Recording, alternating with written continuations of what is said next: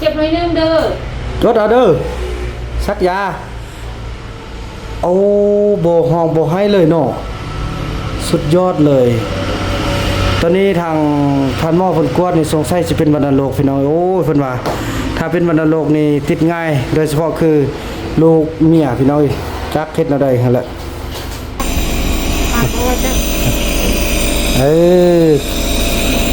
พัดลมนี่ครับ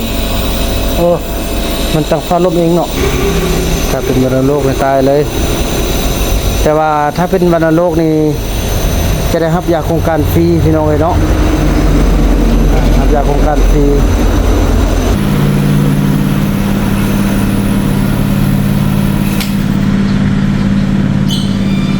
ท่านหมอมาแล้วตอนนี้บ่ให้สูบยาเด้อแน่เห็นบ่ยาท่านหมอเพิ่นบอกบ่ให้สูบยาบัดนี้เศร้าเด้อสูบยามันแห้งไอแน่ฟังความเพิ่นเด้อบัดนี้เด้อลูกบอกแต่เฮือนแล้วบ่เชื่อบัดนี้ท่านหมอเพิ่นบอกแล้วเป็นยาสูบยาเด้อชื่อไว้เด้อบ่สูบบัดนี้เด้อยัดโนโอเคเด้อบ่ต้องสูบได้บัดนี้เด้อน้ำหนักก็ลุดโอ้ยกินข้าวแน่พี่น้อยโอ้ยขอบใจเอื้อยเด้อขอบใจท่านหมอทางซ่องที่ได้เตือนสติอันนี้แหละวอลแล้วบ่ฟังเป็นน้ำซุปยาบัดนี้ทิมมีบ่ยาซุปอยู่ไหนน่ะบ่มีติยาซุปบ่มีติบ่มีโอ้บ่ซุปบัดนี้เด้อซุปแล้วสิตายเด้อจ้อยตายเด้อขอบใจ FC ผู้มีน้ำใจแบ่งปันเหมือนฟ้าบันดาลให้สร้างรายการนี้มาสวยเหลือคนทุกข์คนจนหรือคนด้อยกว่าด้วยแห่งศรัทธาบุญนำพาได้มาร่วมทาง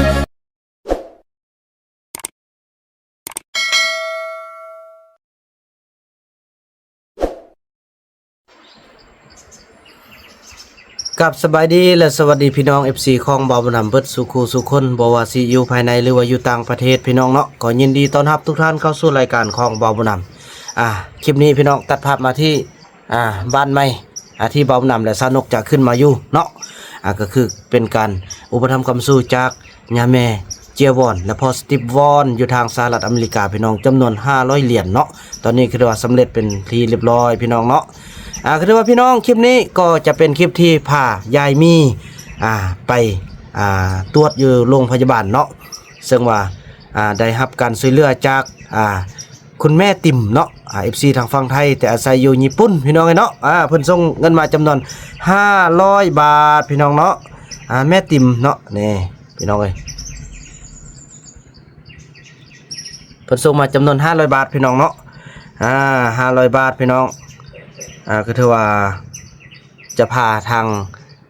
ยายมีไปตรวจกันพี่น้องแล้วก็ท่านที่2พี่น้องขอบคุณเด้อทาง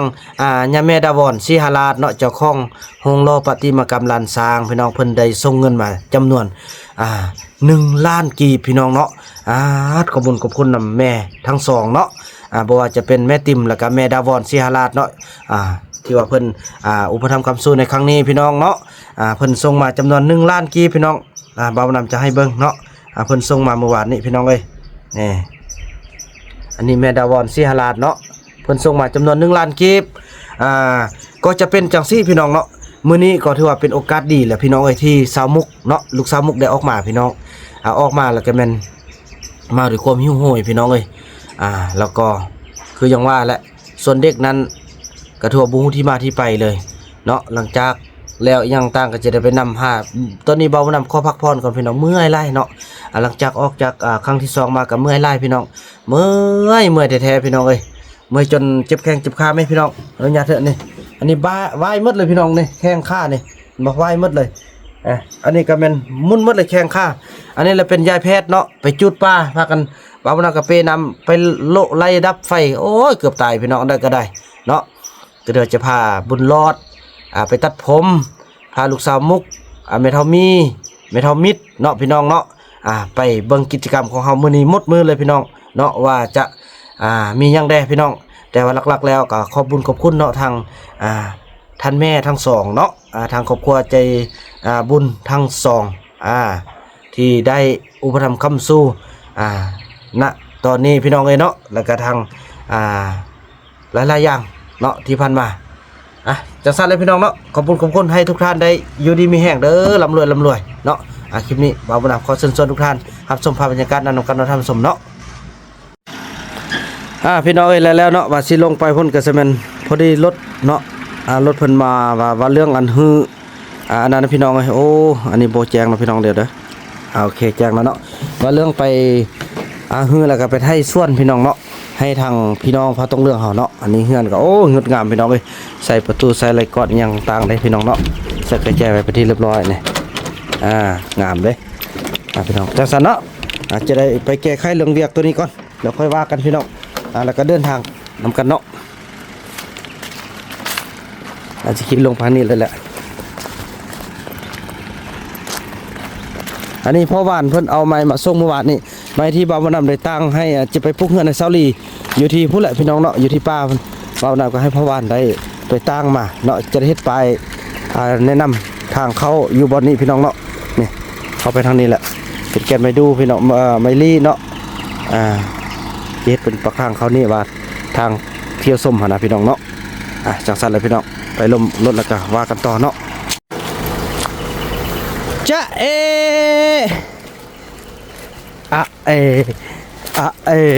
แม่ดามีมื้อนี้อันนั้นเกี่ยมเครื่องเด้อต้นช่วยเราลูกจะพาไปกวดเด้อพาไปกวดเราอีแม่เฮาไปซื้อMP3เนาะแล้วลูกอยู่นี่ให้พ่อเด้ออีพ่อพารถอันไปฮือก่อนซอรี่กันเด้อพากันเบิ่งอยู่นำกันอย่าพากันไปใส่เด้อบ่ได้ไปพ่อนี่ตึมๆจนลิ้นขบุนแล้วอันนั้นอาจจะเอารถไปฮือเลยพอฮือไล่มันบ่รอดมันเมื่อยแล้วลูกสาวมุกกินนี่ฮะพ่อเด้อจีอันที่พ่อพาไปซื้อนั่นได้แล้วก็ติ๊กกันไปเนาะไปนำกันเนาะบัดนั้นเนาะไปนำกันแล้วก็ไปตัดผมบุญรอดเด้ผมยากแล้วเนาะนี่พี่น้องเอ้ยมีทางอีแม่เพิ่นส่งเงินมาล้านกีบมาซื้อของกินได้ซื้อเครื่องให้ลูกสาวมุกได้เนาะเพิ่นลูกอยากได้หยังก็ MP3 เด้อ MP3 อีพ่อซื้อให้เด้อแล้วก็ทางแม่เฒ่ามีนี่เฮาไปกวดมีทางแม่เพิ่นอยู่ญี่ปุ่นเด้อแม่ติมส่งมา500 บาทเด้อพาไปกวดเรานุ่งเครื่องอัพเมื่อวานได้อัพแล้วบ่อัพมื้อวานนี่อัพแล้วเด้ออัพแล้วย่าบัดนี้บ่ซุบย่าเด้อลูกสิพากินขึ้นรถไปกวดอยู่ห้องหม้อเด้อนั่นแหละเด้อแล้วลูกสิไปเวียกมื้อนึงเด้ออยู่นี่ฮะพากันกินข้าวท่าเด้อกินแล้วเด้อกินหมดแล้วแล้วจะไปบอกน้องนกไปก่อนน้องนกไอซีอันไปเบิ่งอันนั้นน้อยนึงก็เด้ออันสิไปนั่นแล้วอันนั้นแล้วอันไปนี่น้องบ่ได้ไปดอกเพราะไอเอาเมทัลมีไปนำไอซีสปักกันปักยันพอมันขี่รถคันเดียวกันยันวันโลกมันสิถึกบักมันมีเด้อนั่นแหละไปเบิ่งเวียกก่อนแล้วย่าน้องเบิ่งเวียกอยู่พี่ท้ายเด้อแล้วโทรให้แม่มาเอาไหมเพราะมื้อนี้เวียกหลายเด้นั่นแหละเอานมมันยังอันตัวที่มันกินได้นะนมงัวแดงบ่ได้ฮะเท่านึงรถบ้านได้นั่นแหละให้โซอันนี้ก็ได้กินให้คิวบ่แม่นให้คิวแล้วบ่กินบุญมีก็ได้ยอมน้องเทพให้กินอันนมงัวแดงพี่น้องเอ้ยเนาะเดี๋ยวป่านนี้ก็สิมันไปต่อเนาะไปเบิ่งกัน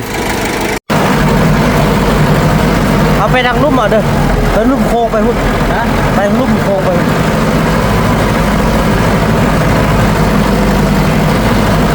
ผู้ใดมาทิมกินเยอะอีกแล้วโอ้เดี๋ยวพี่เขียนไปห้ามตุ้มก่อนได้ไปทิ้งเยอะเลย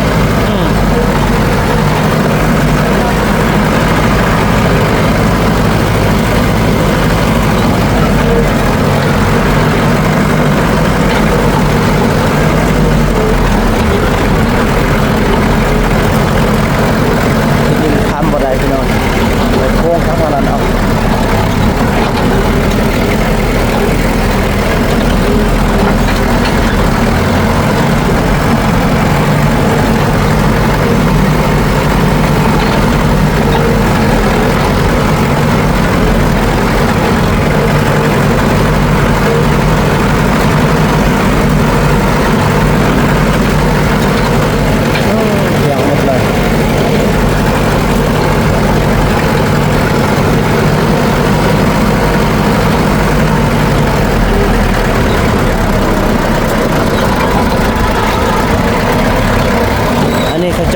เมื่อคืนนี่เฮ็ดเฮือนให้เขาต้องเรื่องเขาพี่น้องเอ้ยแล้วก็ต้นไม้ที่เอามาเฮ็ดเฮือนได้ก็จะเอาลงหมดแล้วได้ก็จะเอาลงพี่น้องเอ้ย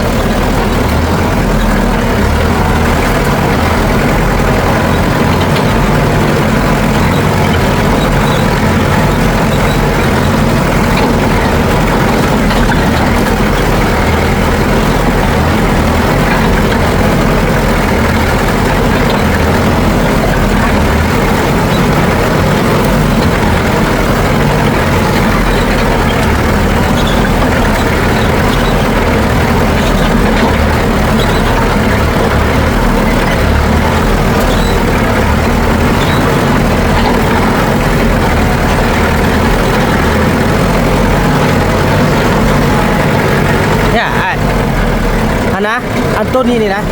อันโนวาอยากให้อันไทยนะแบบที่ไทยได้บอกคิดปากกวยนะแบบนั้นนะพระเจ้าเคยไทยมาก่อนแล้วนะได้อยู่รอบนอกไทยเลยบ่ได้บอกแล้วอันนี้นี่จีฮือนะจีแบบเขาเฮ็ดเป็นก้องแล้วเนาะ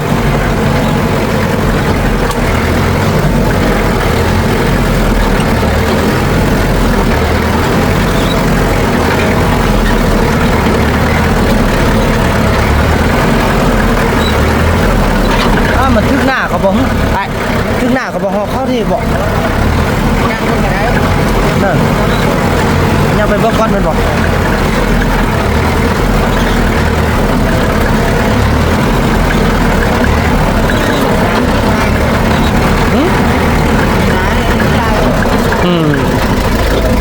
ไปลูกกดบังก่อนให้เราเลยจ้ากดเบิ้งอันนี้ในพื้นที่เขาเฮ็ดหน้าได้นี่นะเนาะอันนี้กูว่าเขาจะไปกล้องไปใส่บ่ฮึแต่ต้นไม้นี่เนื้อได้ก็จะได้เอาลงหมดแล้วนี่เอาลงปีละเล็กปีละน้อยนี่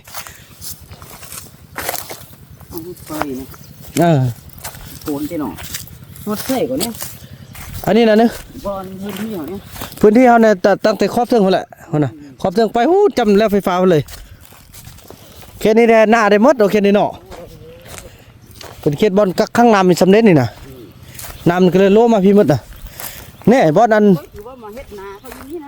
แม่นเขาบอกได้บอกให้เลยบอกเขาทอดแล้วเขาทอดพอมันเขาเจ้าบอกอนุญาตให้นะเขาเจ้าก็มาข้อแหละแถวทางเมืองว่ามันไปบ่ได้มันอยู่เขตพื้นที่ปลาสงวนนะเนี่ยอยู่นี่มันบอกเจ้าดุนนะเนี่ยนี่แหละได้มายุ่งหิมเนี่ยแล้วนี่นะน้องวานหาไทยนี่เนาะหาไทยนับแต่แดนนี่นับแต่อันนี้แหละเป็นของเฮาหมดแหละจำหมดแหละเอาแต่บ่ที่มันไทยได้ไปทุกแหละนะคนใดเขตนี่มันเขาเคยไทยมาก่อนเด้เนาะอยากเขตนี่แท้ปลูกมันบ่ได้เนาะมันนำเนาะปลูกสาลีเนาะสิปลูกสาลีฮะลูกร้องเอาลูกร้องนึงได้อย่ามันสิเน่านะให้ที่เดี๋ยวนี้เลยพวกเป็นน้ำไล่ที่เด็ดมันเป็นก็มันช่วงอันแม่นแหละมีแต่กวดให้ละจีปุกสลีเอาเนาะเราว่าเนาะพุ่นแหละเขตอันนั่นน่ะมาแต่พุ่นจำทางพุ่นเลยแหละจำมันปลาห้างนี่มันหมดบ่แม่นเลยแหละมึงไม่ไล่ให้กูเสื้อนี่พวกมันชุดมือช่วยให้อัดบังดีกว่าจ้ะเนาะยัดไฟแห้งนะก็มันน่ะบอกง่ายหรอกมันชุดของมันลงมาเขตนี่เขาปลูกสลีสิงามบ่ฮึ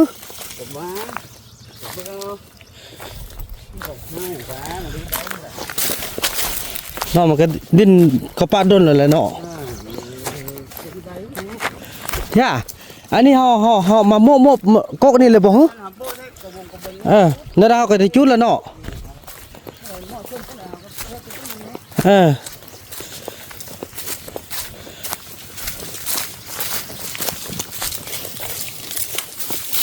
ไม่เห็นแม่แหละอันนี้แหละอาศัยบนหน้านี่แหละปีหน้าก้อนหัวชีเฮ็ดนะปีนี้มันยังบ่ทันเป็นหูเป็นห้างจังซี่แหละพอแต่ได้เข็ดได้แดนก็ดีแล้วแหละปีนี้นะหน้านี่สุดเลยความงามนี่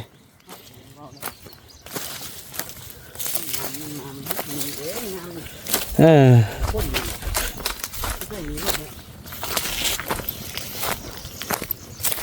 ยงแล้วเขตเทิงนี่อยากให้เขาพวกมันต้นเหรอเนี่ยพอในได้เขาก็มีมันต้นโบยักงามเนาะอันมันอยู่เท่านี้เนาะมันงานแท้ก็คือดินเฉยเนาะดินคือเจ้าเนี่ย ฮะ คือกันเอาต้อยมันดินเนี่ยมันมีก็เสียบ พอละชื่อหือใดเนอะจิตุดใดเนอะ ถึงว่าอย่างเงี้ย มันคือเป็นสนิทกระดอนเนาะ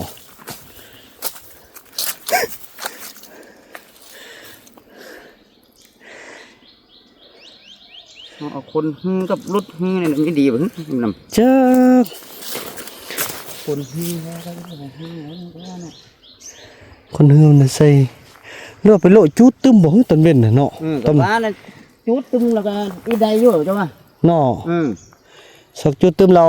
ไปไทยแต่พุ่นเอาเนาะไปไทยแต่บนเขาเคยไทยมาก่อนเนาะไทยเอาไว้เขาอันเซินมั่นซะพออยู่พุ่นนี่มันดินสูงเด้เนาะก็สิมีแต่นั่นเลยอยู่พุ่นน่ะเขาหือเอาอยู่พุ่นน่ะ ปั่นขี้ด่าเลยเนาะ แม่นแหละยานโพดยานไฟ ก็จำเป็นแล้วกันนะว่ามันไม่จำเป็นเราอะไรมันบ่ร้อนมาเด็กมันจำเป็นลูกจุดเนาะพวกทางบ้านเราเนี่ยจำเป็นแล้วเด้ดีกายมันก็ไม่แล้วเด้ นี่ ดีกายก็ไม่หมดนี่นะนี่แหละวะ สักยานโพดนะ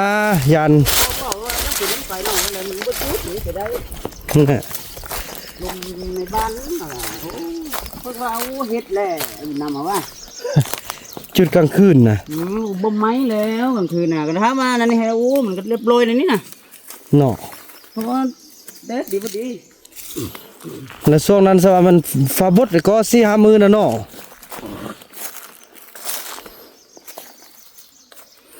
เฮ็ดแสดงเข้าไป เคยทำไมอยู่ หาเขาอันเนาะหาเขาไปโลดจุดตอนเว้นก่อนเนาะ ฮอนๆแล้วก็ปัดเลยมันก็บ่ขอหายเป็นเตอะจนเอาจุดมันก็รถเขาได้นี่บ่หายหรอก แล้วมีแต่ทางนั้นไทยใดเนาะมีแต่ประเทศไทยเอาซะนะไทยไว้เขาเสียบพอมันเขาเกี่ยมมันต้นละมันบ่เสียบนี่ก็ซ้ำดูต้นเขาเนาะเขาพากันเฮ็ดไทยเฮ็ดว่านะแล้วเขตนี้นี่สิปลูกยังไดมันห่มอยู่เนาะสลีนี่ยังสลีขึ้นได้อยู่บ่มีแต่สลีเนี่ยสิได้บ่มันหักอันนี้ก็เนาะมันยังต้นไม้ไร่เนี่ยเนาะ ทำไมได้ก็บอกให้อ๋อเบิ่งมันก็คือเพิ่นเลาะจุดตึมเอาเนาะจุดตึมเอาที่ไม้นี่ดอกว่าเซ็ตกระมันก็บายมันก็อาใช่ไหมมีแต่แผ่นนั้นแหละพี่น้องเอ้ยแล้วทางนี้ได้เด้อทางนี้เฮาได้ไทยมาเลยทึกบนหน้าหันก็ไทยหมดแหละเพราะมันเขามอบสิทธิ์ให้เฮาแล้วแล้วก็มันก็เฮ็ดหน้าบ่ได้อีกพอมันแบบว่ามันเฮ็ดได้แต่มันฮักคือว่าเฮาเฮ็ดพี่เฮาแห้งละตอนนั้นน่ะโอ้ยตัวแห้งนั่นไทยเป็นลวงเดียวเลยไทยเป็นลวงเดียวพอเฮาเสียบมันต้นเลยแล้วก็จะเสียบมันต้นเอา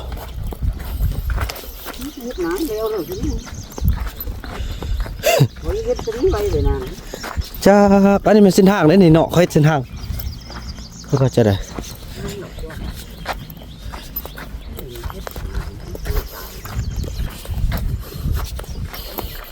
เขาว่าเขามาปักอันนี้แล้วเขาเขี่ยวมาอันนั้นตีแต่ทางนี้นะบ่มีปัญหาแล้วทางนี้นะทางนี้นะเนี่ยมีแต่ไทยแค่นี้แหละเนาะฝั่งนี้นะเนาะไทยไปพุ่นเนาะบนได้ที่ว่าไทยได้นะเนาะจำพวกนั้นบ่จำลองพุ่นเลยแหละจำลองไว้ให้เข้าแล้วก็อันนี้ก็ไทยฮอดกบงหั่นแหละเขตนี่แหละเขตเวิ้งที่ว่าเขาเคยไทยนี่นะแล้วก็แกวนจ้องไว้ให้เด้อเขาแกวนน้ำนะกล้วยน้ำนะกล้วยน้ำมันน่ะกล้วยน้ำเขาพุ่งนะ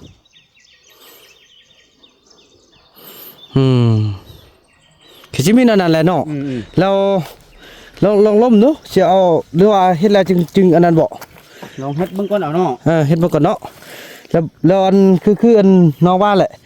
อันเป็นอันปีหน้าสิลบมันฮะเด้อมันก็ได้พอสิคายมันหาอันนี่ล่ะก็สิคายหาบ่คายอื่นเราลบกันเอาตั้งเอาซ่อมแซมแปลงเอาดินเอานะเนาะ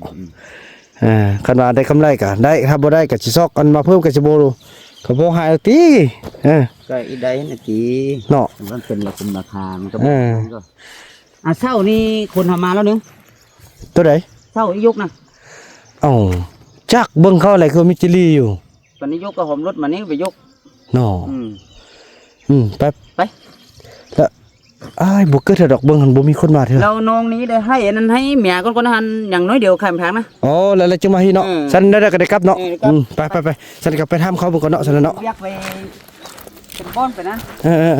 ยังมันทางนั่นนี่เขาเลยอันนี้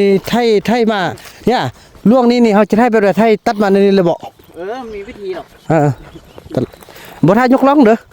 พระยกล่องกันเฮ็ดได้ตำแล้วเขาก็สิเฮ็ดนี่มันก็สิบ่เป็นหยังติมันก็บ่เน่าติเนาะ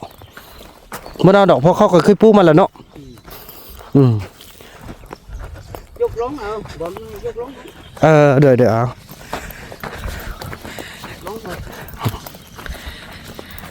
ได้นะกล้ากับไปเถอะเลยได้บ่ได้ยกล้องไว้เนาะจังสั้นเลยพี่น้องน้ำก็ออกมานี่เลยของน้ำลึกลงมาของนึงก็อ้วกแห้งเลยหลังจากพารถเนาะไปเบิ่งละพี่น้องเพิ่นไปแก้ไขเบียกเพิ่นนิดนึงแล้วค่อยว่ากันเนาะนี่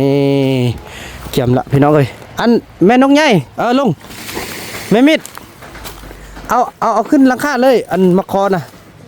หรือว่าบังลูกเสียไปซื้อกินเลยก็แล้วแน่ลูกจะซื้อเอาเด้อ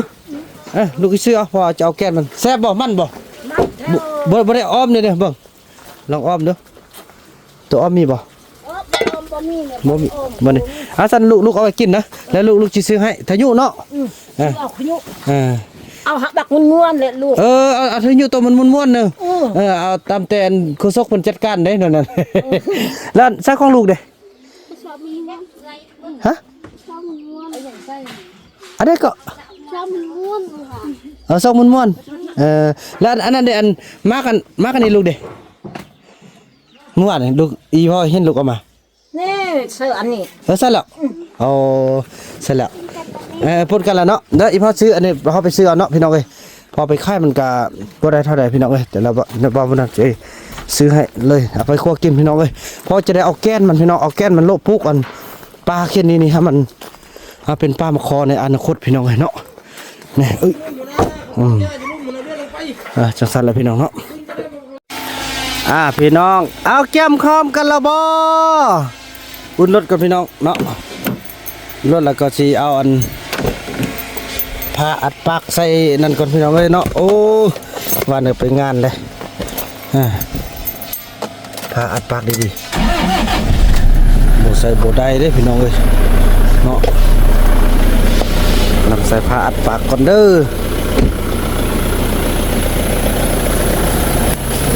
เพราะขี่อยู่ในรถเดียวกัน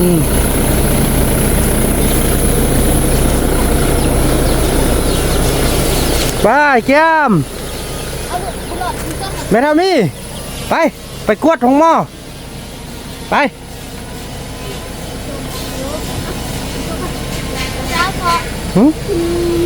ขึ้นบอมมีสุยาหน่อห้ามอะไรก็บุฟังหน่อยลูกเนาะไปน้องเครื่องไปกวด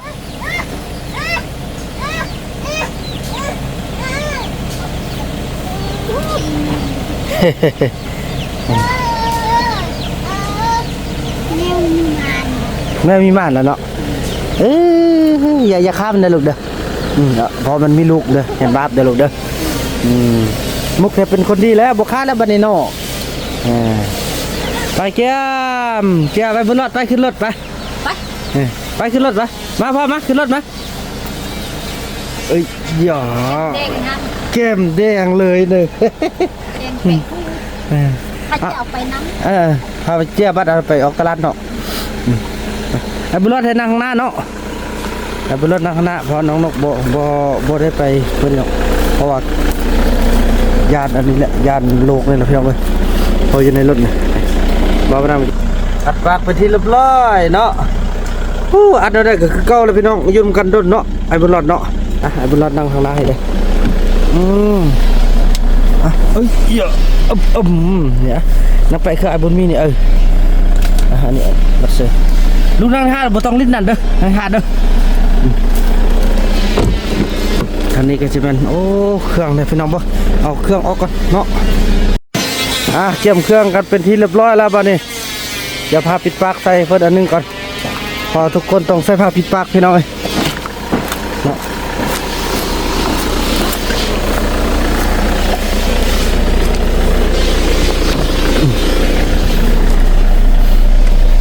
ผ้าปิดปากนี่มีอันนี้ฮะไม่ทำมีใส่ปากเลยเด้อมีซื้อปักมีจักอันแล้วน้องก็จะเอาเนี่ยมีหลายอันวะเดี๋ยวน้องไอ้เนาะไปเอาให้อันไม่ทำมีใส่ผ้าปิดปากได้ก็บุญรอดเอ้าบุญอยู่พี่พี่เนี่ยอีแม่มานั่งหน้าก็ได้มาอีแม่มานั่งหน้าคันบุญรอดบ่นั่งย่าอีแม่บ่นั่งหน้าให้นั่งทางหน้าละแม่ญาติบ่เป็นย่างเป็นลูกเป็นลูกเป็นลูกชายอันนี้ใส่มุกลูกชายบ่คันนี้ใส่แล้วอีพ่อคันนี้ยังบ่กล้าก็ลูกเป็นลูกหุยบ่เจ็บเถื่อเด้อ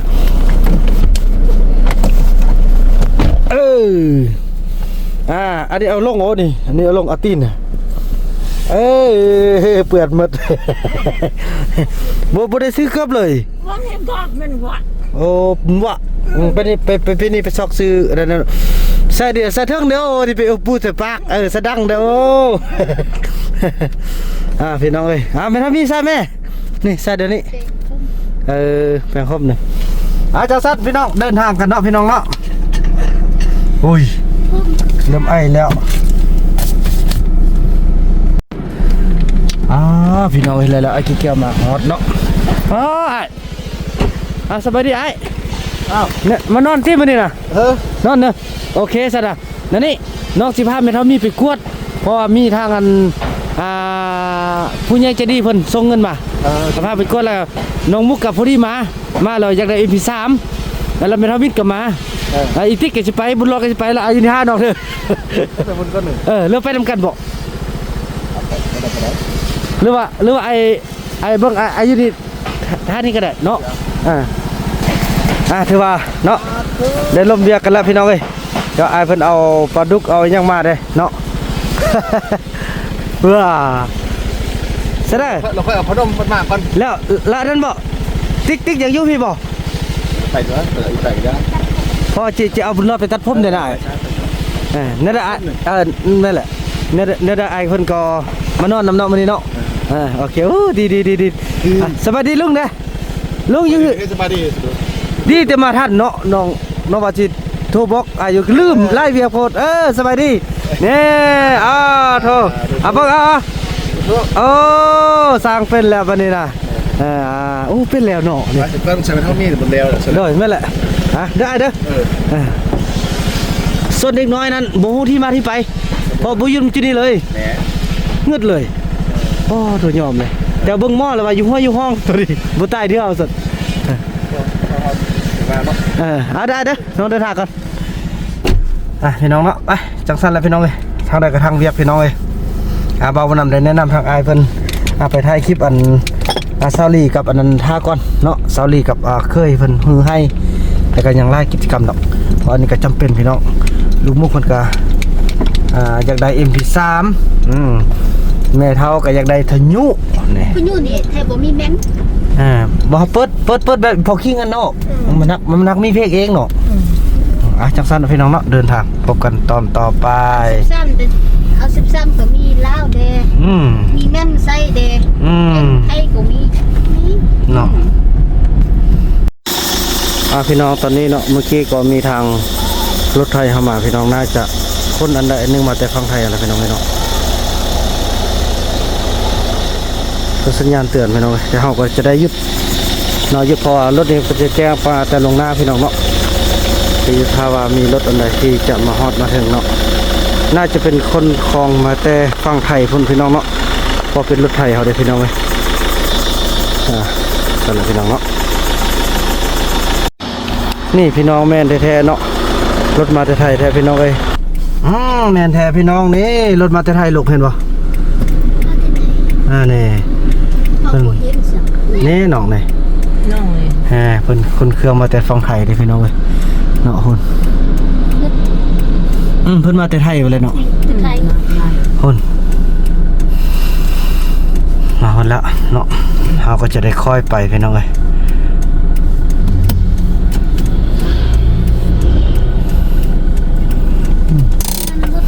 โอ้พุ่นน่ะมาแล้วพุ่นน่ะฮอดแล้วอันนี้รถตำรวจลาวเนาะป้องกันปกสป้องกันนี่มีเจ้าหน้าที่ตำรวจเนาะป้องกันได้พี่น้องเอ้ยอันนี้ก็สายไฟเนาะนี่เกี่ยมสายไฟนี่โอ้โถใหญ่ขนาดเลยมันยังว่ายังว่าใหญ่กระดอกโอ้โถขั้วตีพี่น้องเอ้ยพุ่นน่ะมาที่ฝั่งไทยพุ่นแหละ ต้องไฟพุ่น พุ่นน่ะโอ้โถหุ่นนี่พี่น้องเอ้ยไล่เกิน ลูกมุกว่าไล่เกินเนี่ยพี่น้องเอ้ยเนาะเป็นรถมาแต่ฝั่งไทยเฮาพี่น้องพอพวกใหญ่ๆเนาะลูกเนาะป้ามันก็เฮ็ดหยังวะพี่น้องเอ้ยเดี๋ยวนี้พุ่นน่ะโอ้โถใหญ่ แทงลูกวางเนาะ ใหญ่ขนาดเลยโถจบวันนี้พอมีรถคันป้องกันเด้พี่น้องเอ้ยเนาะคันนี้ก็ฟ้ามาเหยาแท้ว่าขี่รถบ่มีระบบระเบียบรถล้าวอันนี้นะ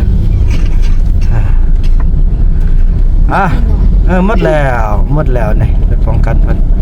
หมดละอันนี้มันรถลาวเนาะจักซั่นแล้วพี่น้องเดินทางพบกันตอนต่อไปเนาะตอนนี้เฮามาฮอดตลาดแล้วพี่น้องจะได้แวะซื้ออันMP3 ให้ทางแม่มิตรกับลูกสาวมุกก่อนพี่น้องเอ้ยพอเบามันนำมาจีพาไปนะก่อนแต่ว่าสาวติ๊กว่าเลือกว่าเอา MP3 ก่อนอาจจะตัดผมแล้วก็กดไม่เท่ามีเนาะเอาไปเป็นลำดับพี่น้องเอ้ยพอไปทางพุ่นเด้นี่ขับมาแล้วโอ้กินเห็นตอนนั้นลูกมุกอันนี้เนาะเฮามาซื้อเครื่องตอนนั้นเนาะลูกจื้อบ่ไอ้ยงไอ้เต้านะไปใส่ว่าเนาะยงอีเจ้าน่ะไปที่น้องในพุทธก่อนขึ้นฮอดเขาเนาะแล้วบุญเราไปซอกเนาะบุญไปชอบเขาจอดรถได้บ่นี่จอดบ่จอดรถมันกันเนาะชอบจอดรถกันเด้อโอเคยังวางบนนี้วางอยู่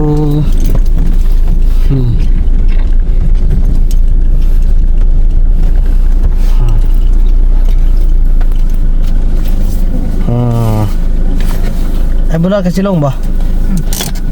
ลงอยากลงเลยลงเลยเนาะลงไปซอกซื้อรถให้อันซื้อนั้นให้อัน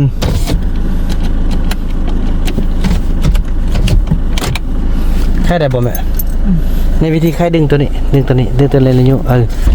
ยูแม่ทามีจินลงไปดำบ่ใครบ่ลูกใครให้แม่ทามีเด้บนรถเด้อข้างล่างเด้อเนี่ยมีรถเด้อมีรถเด้อบนรถเด้ออีพ่ออุ้มลูกพี่น้องเลยลงไปซื้อเครื่องให้ดูเด็กกันก่อน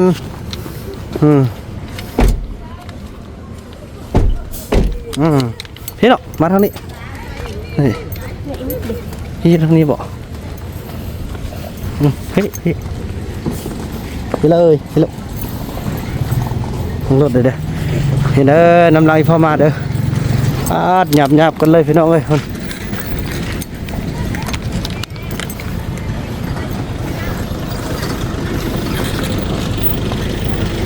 น้ำลายพ่อมาเด้อ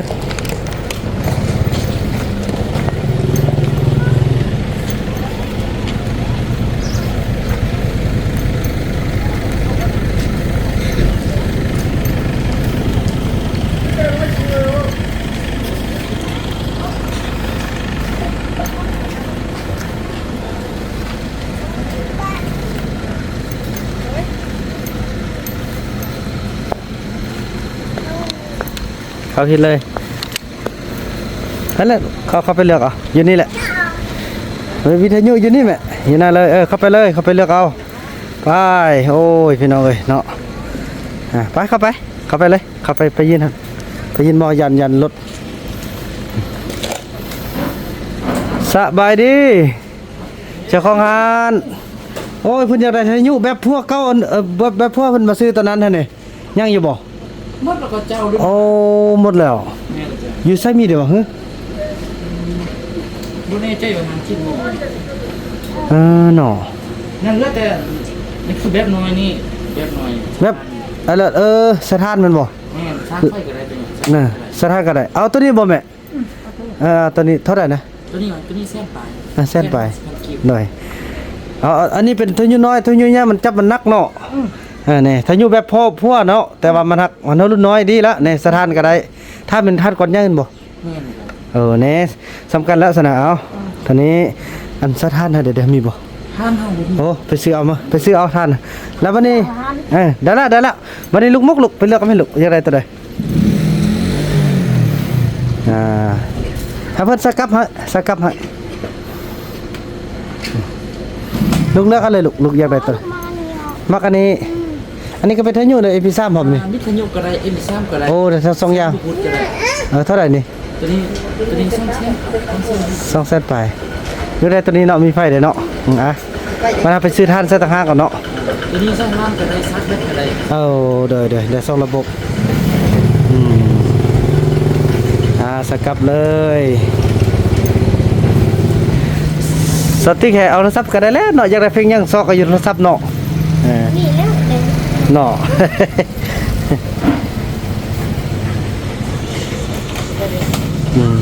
จำเป็นรวมเลยถึงบินเท่าใดมาแม่รถมาแม่ลูกใจเอาบ่ลูกมีแล้วหรืออีแม่มีบ่เงินน่ะโอ้คันอีแม่มีก็อีแม่กระจายเบิ่งใส่เบิ่งมีเท่าใดโอ้อีแม่รักมีเงินโอ้เพิ่นก็นั่นเด้พี่น้องเอ้ยอย่าไปรถยับไปแม่มีเท่าใดเบิ่งดูโอ้นี่มีเป็นลืบโอ้คุ้มเลยพี่น้องเอ้ยนี่เป็นตัวละแสนอยู่พี่น้องเอ้ยเนาะ100,000เลื่อนฮะอันนี้เอาไปติดโต๊ะกันเนาะอันนี้แม่เอาไปซื้อมียังอีแม่นี่ลูกสิเพิ่มให้ดอกแต่ว่าบ่พอแต่ลูกสิเพิ่มให้มีเบลละแสนเท่าไรก็คมกันไปพี่น้องเอ้ย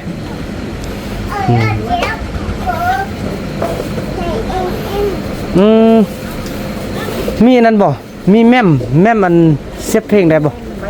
แล้วลดเพลงให้ได้แล้วสิแล้วบวกใส่เพิ่มเลยเอาแม่มรุ่นธรรมดารุ่นอันมีแต่มัน2 กิก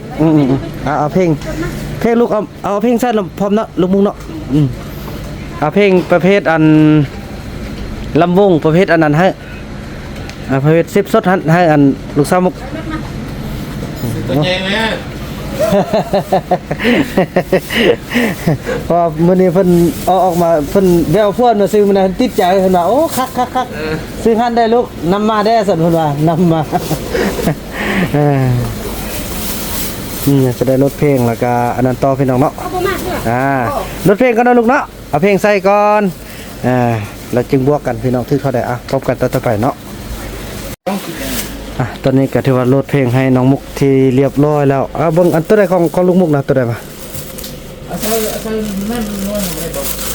ใส่ให้เลยใส่ให้เลย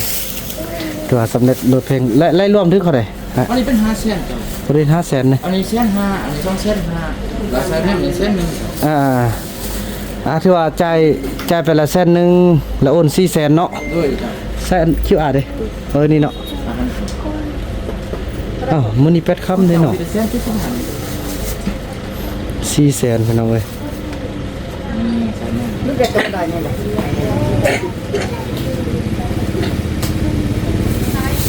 จะได้โอนเงินเพิ่นกันนะ เขาอยากแท้สีนี้เขาอยากแท้มือนี้นะ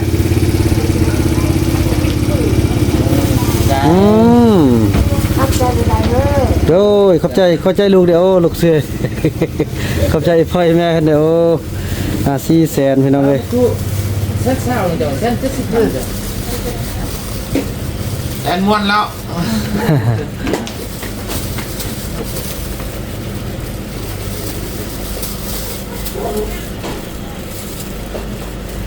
วันที่15จริงใช่วันที่15ว่าสิได้รับแขกพอมันสิได้เปิดเป็นบ่อนท่องเที่ยวหั่นนะนี่เรียบร้อยเด้อ400,000โอเคขอบใจหลายเพิ่นนำมาซื้อน้ำมันหานพัวเพิ่น หานพัวเพิ่นบ่แม่นหานพัวเพิ่นเด้หานพัวเพิ่นเคยมาซื้อ ไปกลับเด้อกลับก่อนเอากันน้ำมาใหม่ไปกลับลูกไปบัดนี้ต่อภารกิจใหม่ไปขึ้นรถบัดนี้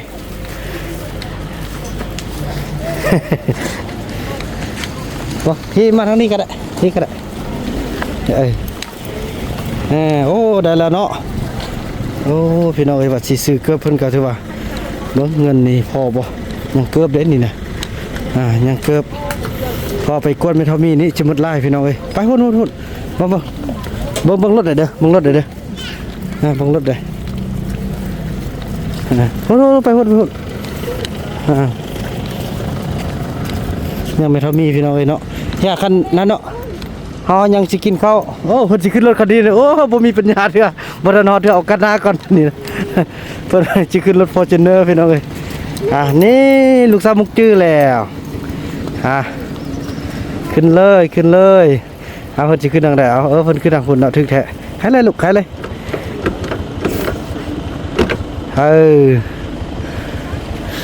ขึ้นเลยขึ้นไปหน่อยเนาะอุ้ยไอ้บุญรอดจะไข้หรอ ไม่ทำมิดก็ขึ้นนะโอ้ไอ้บุญรอดจะขึ้นหรอเอาจังสันเนาะทำผสมเนาะขึ้นมานี่ได้มี3อันยังสี่ละอันบัดเมื่อไรจึงซื้อเกือบเนาะบัดเมื่อซื้อเอาก็เบิ่งเงินกันเนาะเอาเงินเรือบ่ให้น้องเอ้ยเห็นไหมลืมแท้บอกกินเลยเป็นอะไรเนาะ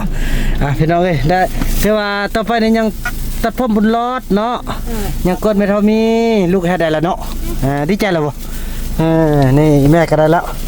จากสั้นพี่น้องเดินทางพบกันต่อไปพี่น้องเอ้ย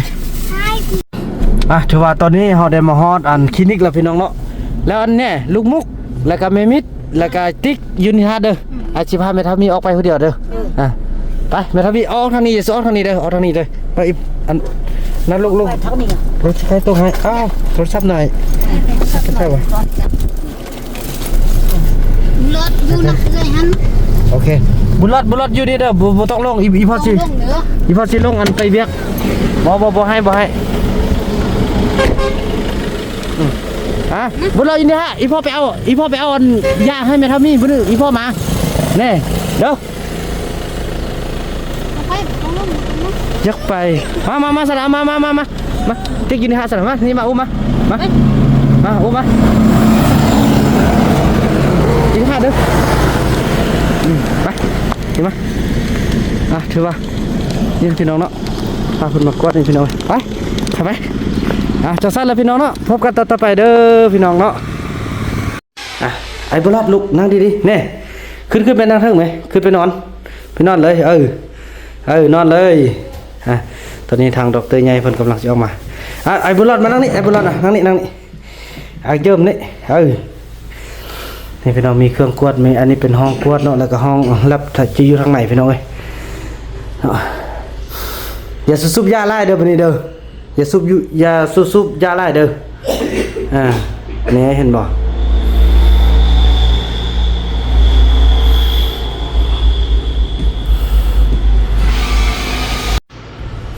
เก็บไว้นึงเด้อจดเอาเด้อซักยาโอ้บ่ห้องบ่ให้เลยเนาะสุดยอดเลยตอนนี้ทางท่านหมอเพิ่นกวดนี่สงสัยสิเป็นวัณโรคพี่น้องโอ้ยเพิ่นว่าถ้าเป็นวัณโรคนี่ติดง่ายโดยเฉพาะคือลูกเมียพี่น้องจักเฮ็ดเอาได้หั่นแหละ สักยาเข็มหนึงแล้วก็จะไปห่มยาไปเอายาให้กินพี่น้องเป็นจังได๋ล่ะก็ถ้าเพิ่นดีขึ้นนิดนึงเราจะไปซ่องไฟฟ้าเนาะซ่องไฟฟ้ากวดเบิ่งหาเสือไอติมอีกครั้งพี่น้องเอ้ยนี่ไปออกนอกมานี่ไปห่มยามานี่ไปเอาบุญรอดคือกันแหน่เห็นบอกจ้ะพากันบอกแล้วบัดนั้นสิบอกให้แพทย์บอกว่าอย่าสูบยาไปหุ่นเอาใส่ในนี้นี่อันนี้เนี่ยใส่ในนี้เอ้ยใส่ในนี้เอาขึ้นไปที่ไปบอกเขาคำศัพท์ก่อนถ้าว่าเราบ่เข้ามาฟังเอานุ่งเครื่องมาดิน่ะนุ่งเครื่องดีเนี่ยสักยาไปเข็มนึงละท่านหมอคนอยู่คนพี่น้องไงดอกเตอร์เนาะ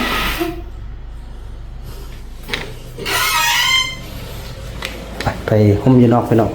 เพราะมีห้องพิเศษเพื่อเพิ่นห่มกันอยู่ทางนอกเนาะไป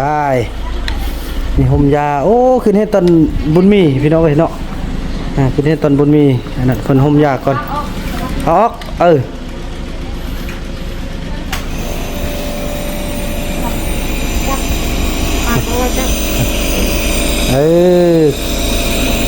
พัดลมนี่ครับ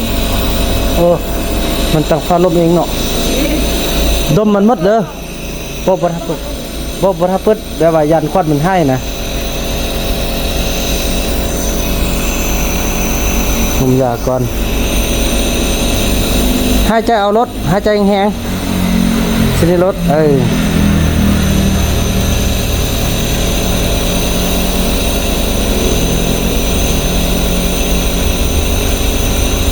โอ้ยพี่น้องไงเนาะถ้าเป็นวัณโรคเนี่ยตายเลยแต่ว่าถ้าเป็นวัณโรคนี่จะได้รับยาโครงการฟรีพี่น้องเลยเนาะรับยาโครงการฟรีบุญรอดลูกมาที่ไหนบุญรอดมาที่ไหนยัดรถไปขึ้นมาเรื่องมานั่งที่ไหนอย่าไปหุ่นนั่นนะขึ้นมาเรื่องที่ไหนนี่ไปนั่งกันนะนี่ไปนั่งโต๊ะไว้นี่คือไปนั่งโต๊ะนี่ไปนั่งกันไปนี่เห็นบ่โอ้ยลูกเมียสิกีเนาะนี่ลูกนี่ไปนั่งกันไหมนี่ไปนั่งกันไว้ไปขึ้นนั่นแหละขึ้นเลยขึ้นนั่งกันอย่าลิ้นกระเป๋าเพิ่นเด้อของเพิ่นเด้อนอนเลยนอนเลยละเอ็มนั่นโอเคแน่นอนรับเลยก็ได้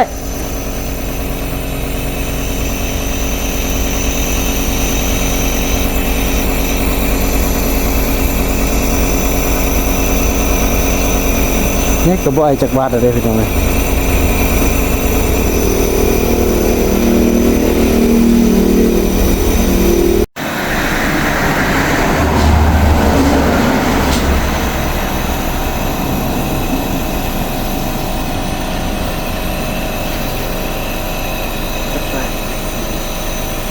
วางเลย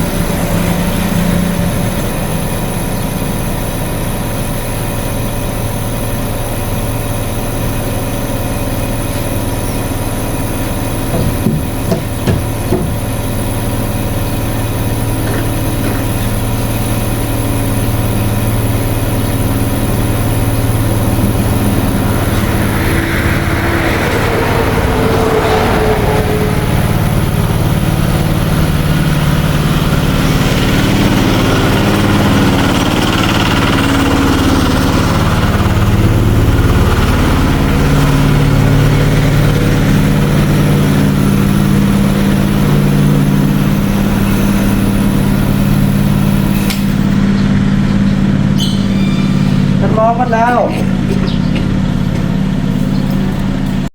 ถือว่าตอนนี้ โอ้บ่ให้สูบยาเด้อ แน่เห็นบ่ ยา ท่านหมอเพิ่นบอกบ่ให้สูบยาบัดนี้เศร้าเด้อ สูบยาจะแห้งไอ แน่ฟังความเพิ่นเด้อบัดนี้เด้อลูกบอกแต่เทื่อละบ่เชื่อบัดนี้ท่านหมอเพิ่นบอกแล้วเป็นยอดสูบยาเด้อชื่อไว้เด้อบ่สูบบัดนี้เด้อยัดโนโอเคเด้อบ่ต้องสูบได้บัดนี้เด้อ น้ำหนักก็ลุด เออ โอ้ยกินข้าวบ่ แน่พี่น้อยโอ้ยขอบใจเอื้อยเด้อขอบใจท่านหมอทางซ่องที่ได้เตือนสติอันนี้แหละวอลแล้วเราบ่ฟังเป็นน้ำซุปยาบัดนี้ทิมมีบ่ยาซุปอยู่ไหนน่ะบ่มีติยาซุปบ่มีติบ่มีโอ้บ่ซุปบัดนี้เด้อซุปแล้วสิตายเด้อจ้อยตายเด้อภาวนาแต่สิเป็นโรควัณโรคเนาะตอนนี้ทางอย่าถ้ากดมื้อนี้ได้บ่พอเนาะได้ก็สิได้ไปปักไล่ก็ไปปักไล่ก็ได้ แล้ว เอาไวไฟปักไล่เบิ่ง โดยพี่น้องไปนี่ได้ก็มันอันพี่น้องเนาะจัดยาได้แล้วก็ซ่อมบ่ไฟฟ้าได้พี่น้องเนาะไปเกียมครับกันพี่น้องเอ้ยไปขึ้นรถพี่น้องเอ้ยก็ถือว่าถึกอยู่ 850,000 พี่น้องเอ้ยเนาะขึ้นไว้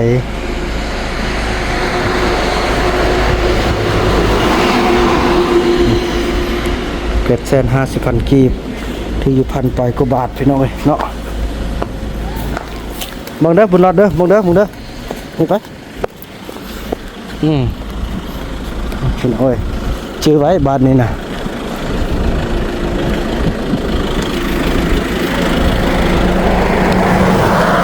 เลยรถก็สมชื่อว่ารถหัวหน้าคนป้าแท้โอเนาะ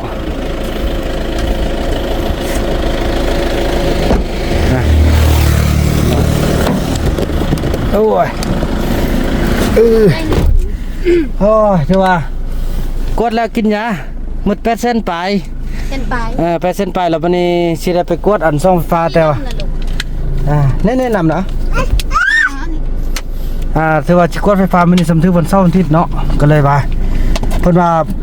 ขอให้กินยานี่ก่อนเพิ่นว่าเนาะพอซื้อยาก็แพงแล้วพี่น้อยกินยานี่ก่อนแล้วก็กำกับกันบ่ให้อันซุบยาต่อภาวนาอย่าสุเป็นวัณโรคพี่น้องถ้าเป็นวัณโรคนี่ถือว่าอยู่ในรถนี่ติดกันหมดเลยพี่น้องเอ้ยป้าโธ่เฮ็ดซะได้พี่น้องถ้าว่าอยู่ในรถนี่ถือว่าติดกันหมดเลยเพิ่นว่ามีแอร์เปิดแอร์เด้ บ่ได้ละลูก ก็เจอนั่งนอกก็ซะว่า เทียบ จิดามาก็ดีเนาะสิได้เนาะบัดนี้เนาะบัดนี้ไปยังสิได้ตัดผมให้บุญรอดพี่น้องเอ้ยยังสิหลายๆอย่างเนาะเวียกนะเดินทางต่อพี่น้องเนาะแต่ว่าคลิปนี้บ่มานำขออนุญาตจบคลิปกับสำนีก่อนพี่น้องเอ้ยเนาะเวียกงานหนักๆเขาก็ถือว่าหมดไปละถือว่าเมดาวอนเพิ่นส่งมาลานกีบเนาะแล้วก็ทางพี่ติ๋มเนาะเพิ่นส่งมาจำนวน500 บาทเนาะ500 บาทก็ถึกอยู่300,000ไปพี่น้องเอ้ยเนาะเงินเฮาก็ยังเหลืออยู่พี่น้องเอ้ยก็จะได้ไปซื้อโอ้ยัง MP3 อีกโอ้พี่น้องหมดแล้วเด้เนาะ MP3 ก็400,000 400,000แล้วก็ยังจะไปซื้อของอยู่ของกินนี่ยังต่างได้พี่น้องเอ้ยหลายๆอย่างพี่น้องถือว่าคลิปนี้บ่าวบุญนำขออนุญาตจบคลิปกันสำนี้ก่อนพี่น้องแล้วพบกันใหม่ในคลิปต่อไปเนาะคลิปนี้บ่าวบุญนำขออนุญาตกล่าวคำว่าสบายดี